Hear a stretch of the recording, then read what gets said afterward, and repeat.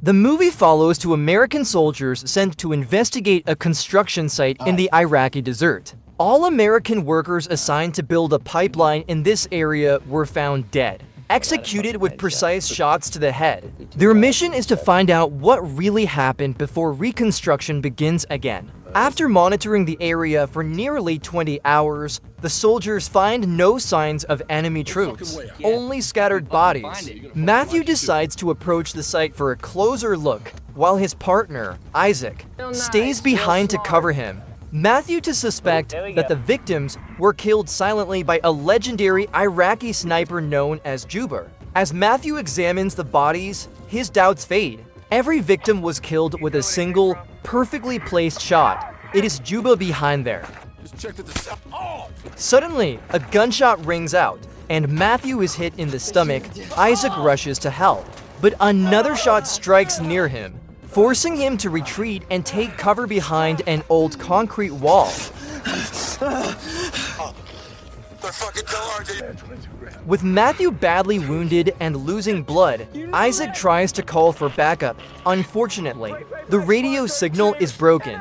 Not only Matthew, Isaac was also shot in the leg, leaving him limping. He treated his own wound with a tourniquet mechanism. Later, Isaac hears a voice through his radio, claiming to be an American officer offering help. The voice on the radio sounds like a guardian angel, someone who's finally come to save them. Isaac quickly identifies himself and reports his condition, but the questions sound suspicious. The voice asks Isaac to fire a shot into the air to mark his position for a supply helicopter, something that goes against military protocol. Isaac soon realizes the truth. The voice isn't American at all. I need you to stand and fire into the air. The sniper, Juba, has hijacked their radio frequency and is trying to lure him into a trap. A psychological battle begins. Juba forces Isaac to talk, threatening to kill Matthew if he refuses. While pretending to cooperate, Isaac secretly calculates bullet trajectories in the sand, hoping to pinpoint the sniper's position. Juba claims he is just an ordinary Iraqi citizen fighting to protect his country. Isaac argues back, accusing him of killing people who were trying to rebuild Iraq, building schools, pipelines, and infrastructure. But Juba coldly responds that all the money from these projects would eventually flow back to the United States. For our economy? War's over, bro. Bro? Isaac then uses his scope to scan the surrounding area. From a distance, he spots another body with a working radio. With using the scope also, Isaac begins calculating Juba's firing distance and estimating the sniper's hidden position.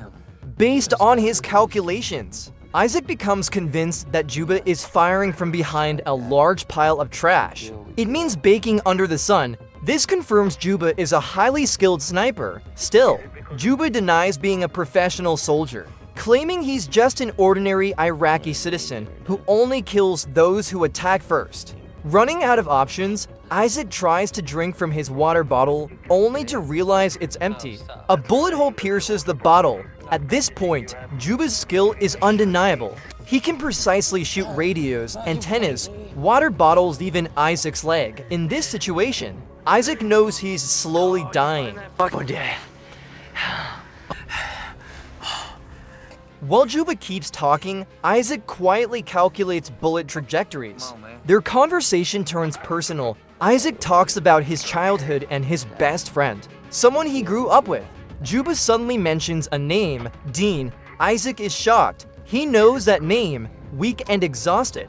Isaac begins talking more about Dean, his voice fading, his expression drained, as his emotional defenses slowly collapse. Hearing Dean's name again throws Isaac into emotional chaos. He finds himself on the edge, torn between the will to survive and the urge to let go and die.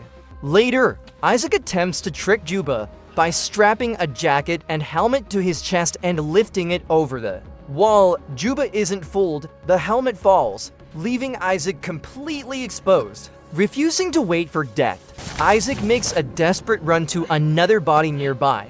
Juba fires multiple shots, but Isaac manages to grab a bag containing water and candy before crawling back to the wall. Unfortunately, the radio inside the bag no longer works. Angered by Isaac's defiance, Juba opens fire, destroying part of the wall. Suddenly, Isaac hears a familiar voice. Matthew is still alive. Isaac immediately tells him Juba's location. Using a piece of metal, Matthew confirms that Juba is hiding under the trash pile. To distract Juba, Isaac keeps him talking while Matthew prepares to shoot. Juba finally admits he was once a teacher in Baghdad. Many of his students were killed during an American airstrike. The collapsed wall Isaac is hiding behind was once that school.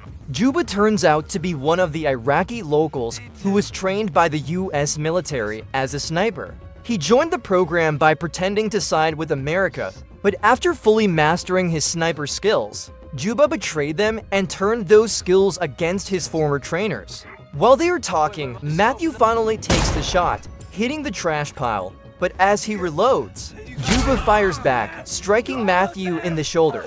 Isaac guides Matthew towards safety, but Juba seizes the moment and shoots Matthew in the head, killing him instantly.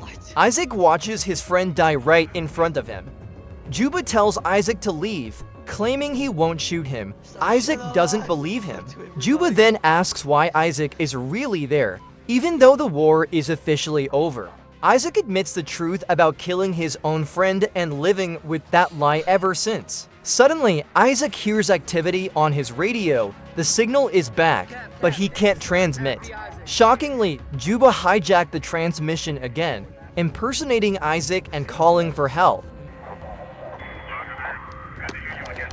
What the f? Isaac realizes Juba has been doing this all along, luring American rescue teams into the area just to kill them.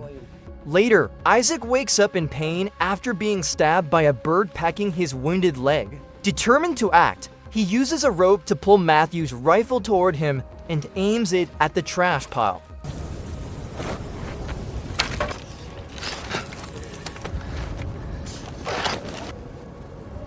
A helicopter arrives to rescue Isaac, unaware it's part of Juba's trap. Isaac desperately pushing the wall until it collapses and open his position. He fires toward the trash pile, unsure whether Juba is dead or alive, and he stand up desperately to make sure Juba's dead by showing himself. As the helicopter lands, Isaac is lifted aboard. He tries to warn the rescue team about Juba, but the noise drowns him out. Suddenly, Juba opens fire, shooting down the helicopter and killing everyone on board, including Isaac. In the final moments, Juba cuts off American communications once again and impersonates a wounded US soldier, waiting for the next rescue team to arrive. This is Bulldog 17. Reading you Lima Charlie.